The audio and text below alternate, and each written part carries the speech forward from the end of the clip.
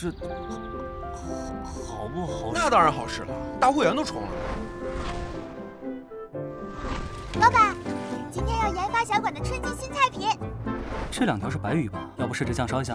白鱼肉质鲜嫩，用蒸的最好吃。这肉馅儿是打算用淮扬菜做法，来个清炖狮子头。我倒是觉得适合做南煎丸子，不如切磋一下。我也早有准备。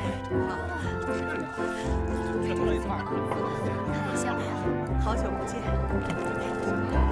好香啊！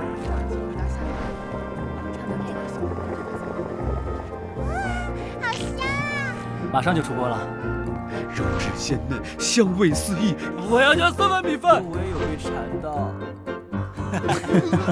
哎，好了，大家快一起坐下来吃吧。啊，来尝尝这个。